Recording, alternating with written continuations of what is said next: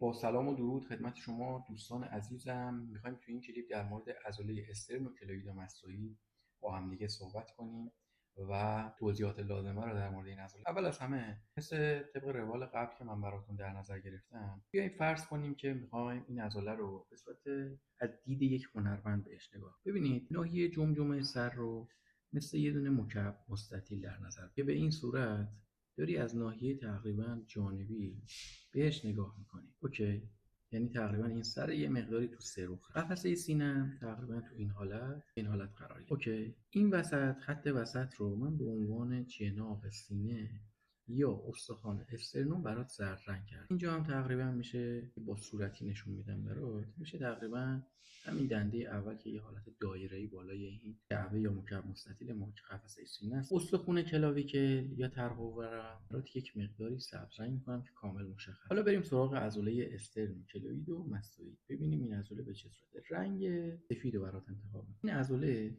در قسمت اوریجین خودش یا شروع خودش دو قسمت اتصالی داره، یعنی دو تا قسمت یکی به جناح سینه مسترنو و یه دونه به استخوان کلاویکل اتصال. این استخوانی که تو این ناحیه قرار گرفته. پس از اینجا شروع میشه، یکی از دوستا از اینجا شروع میکنه کارشو، یکی از دوستاش هم از اینجا شروع میکنه. این دو تا دوست با هم دیگه همراه میشن، میرن به ناحیه تقریبا پشتی این مکعب مستطیل، یعنی اگر یه خط قرینه اینجا بکشی به صورت میرن به قسمت پشتی متصل میشن.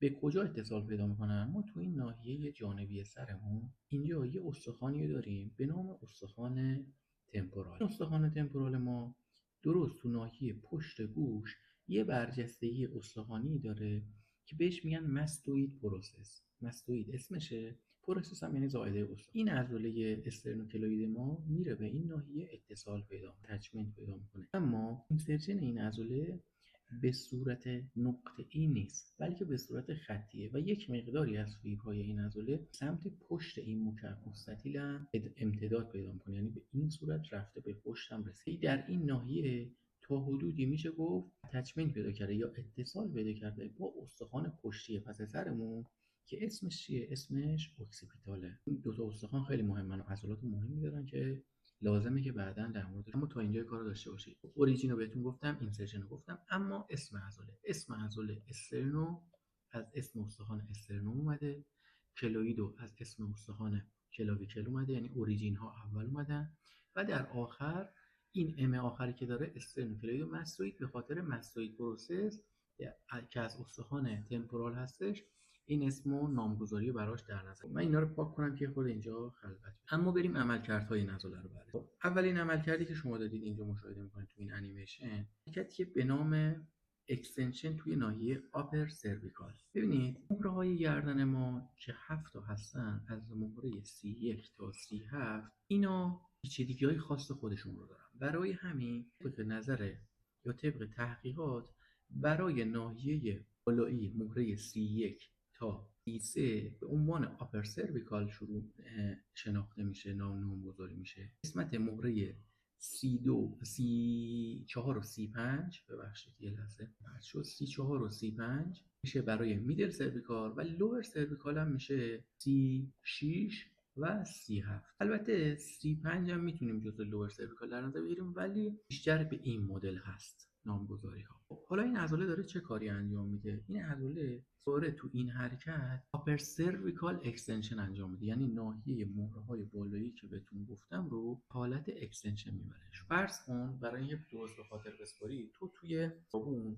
یه چند تا پرنده زیبا دیدی، مثلا فصل مهاجرت پرنده هاست، سرت آوردی بالا پرنده ها رو نگاه. در واقع تو با این حرکت که میای پرنده رو نگاه کنی، تو داری آپر سرویکال اکستنشن انجام میدی که توسط فیبرهای بالایی عضله استرنوکلوید و ماستوئید تو این حرکت رو داری انجام میدی. اینو ما به عنوان حرکت اول در نظر بریم ببینیم در ادامه چه حرکت دیگه برای ما برنامه. حالا این دفعه فرض میکنیم که شما یه بسته پول روی زمین پیدا کردید. به این صورت یه بسته نه، یک کیسه پول مثل این فیلم قدیمی، یه اسم اینجوری برات میذارم این وسط که قشنگ چشمای این انیمیشن هم مثل این کارت انیمیشن ها اینجوری بزنه بیرون. بسته یا یه اون کیسه پول پیدا کردی. در این حالت تو سرتو میاری به سمت پایین، دقت کنید تا ببینید چه خبره.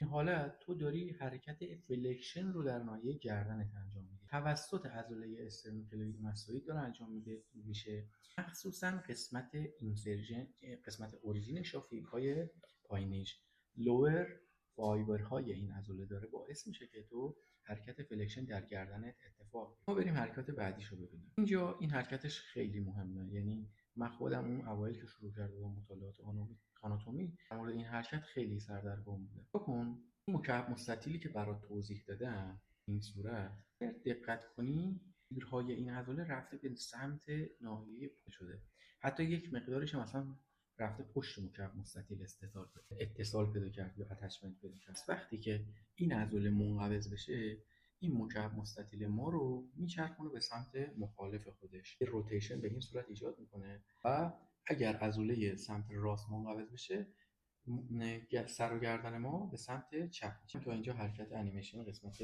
این عضله. ببینیم قسمت بعدی چه کاری انجام میده. طبیعتا در قسمت جانبی یا لترال که اتصال پیدا کرده باعث میشه این مکعب مستطیل ما، میگم مکعب مستطیل برای اینکه کلا شما پیچیدگی‌های آناتومیکی رو در نظر نگیرید و ساده نگاه کنید به تصویر. یک خم شدن به جانب، سایت بندی یا لترال فلکشن در ناحیه سر و گردن ما میشه. این حرکت بعدی رو ببینیم. این حرکت هم باز میگم خیلی این عضله پیش خاطر نگاه کن. وقتی که منقبض میشه، چون به دنده اول و استخوان کلاویکل متصل هست، باعث میشه یک الیویشن در اینها به وجود بیادش. پس میتونه در عملکرد تنفس، مخصوصا عمل دم که شما هوا رو توی ریه هاتون پر میکنید کمک کنه، یعنی فضا رو برای ریه ها بازتر. این بود از عملکردهای عضله استرنوکلوید ماستوئید. برای اینکه کلیپ طولانی نشه همینجا به توضیحاتم اکتفا میکنم و مثل این سریال ها یه قسمتی رو براتون باز میذارم که در کلیپ بعدی براتون توضیحات بیشتری بدم. عصب این عضله زوج 11 مغزی هست، میگن عصب اکسسوری.